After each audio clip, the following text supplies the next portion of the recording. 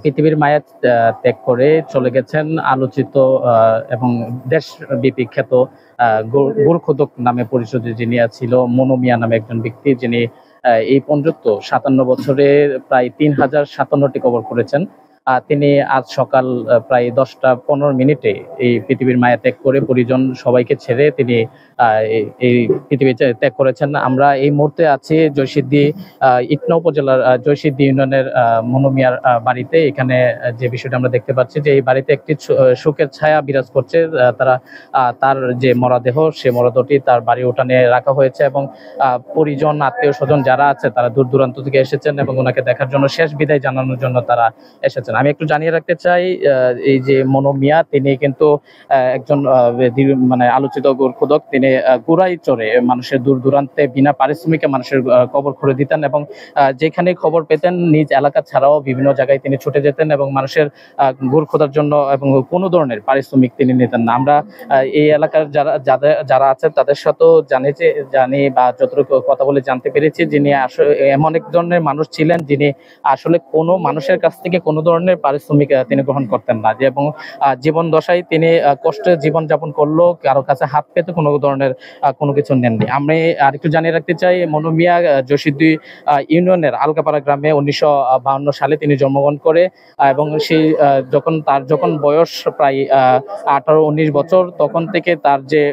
মা ছিল তার মৃত্যুর খবরটা যখন তার কাছে পৌঁছায় তখন তিনি তার কবর করতে পারেননি। সেই বাহনা থেকে বা সেই কারণ থেকে তিনি নিয়ত করেছিলেন যে তার এই বাকি জীবনে যতদিন বেঁচে থাকবেন পুরো সারাটা জীবন তিনি গোরখোদক হিসেবে নিজেকে পরিচিত করবেন এবং সারা এলাকার মানুষের জন্য তিনি গুড় খুঁড়ে যাবেন। আমি যদি একজনের সাথে একটু কথা বলতে চাই, মনো মিয়ার ভাই আছে এখানে।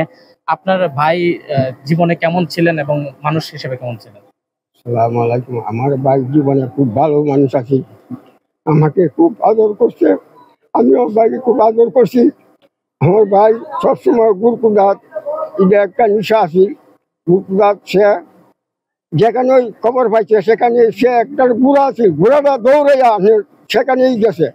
সেখানে গিয়ে গুরকুদ দিয়া বিনা পয়সায় বিনা বেতনে সে গুরকুদ দিয়া আইছে। একজনের ভাই খাওয়া দাওয়া করছে না কাটতে। তার এই মৃত্যুতে আপনাদের মানে অনুভূতিটা কেমন? তার এই মৃত্যুতে আপনাদের অনুভূতিটা কেমন, বা ওনাকে হারিয়ে আপনাদের অনুভূতিটা সেটা একটু জানতে চাই।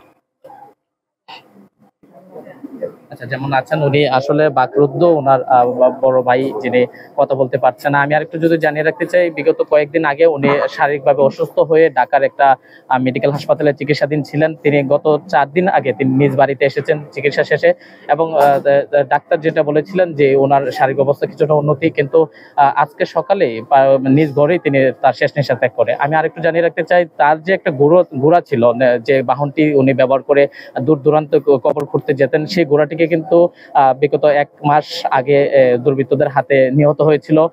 একটা অনাকাঙ্ক্ষিত ঘটনা ঘটেছিল। এই শোকটিও কিন্তু তিনি সহ্য করতে পারেনি। আমরা ওনার সাথে তখন ফোনে যোগাযোগ করেছিলাম, উনি যেটা জানিয়েছিল যে আমি মানুষের জন্য এত কষ্ট করে গেলাম, কিন্তু পরিত্রাণে আমার যে সঙ্গী ছিল সেই সঙ্গীটির মৃত্যু উনি আসলে কষ্ট পেয়েছিলেন, কিন্তু তারপরও যারা এই ঘটনার সাথে জড়িত ছিল তাদেরকে তিনি বিনা শর্তে ক্ষমা করেছিলেন।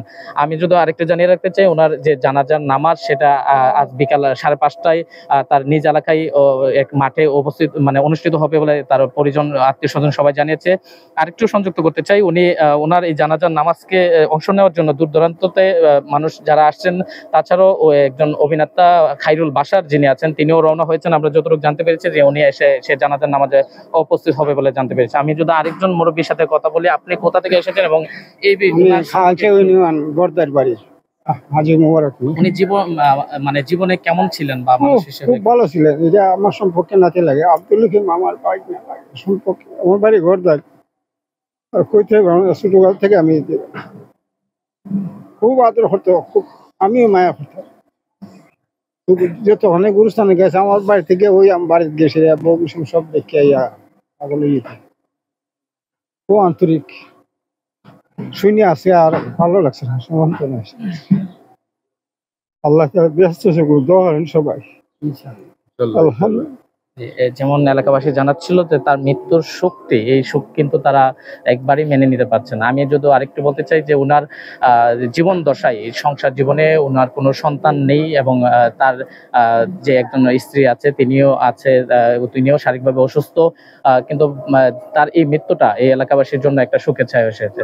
তো মনোমিয়ার বাড়ি থেকে এই ছিল আমার কাছে সর্বশেষ তথ্য। ধন্যবাদ।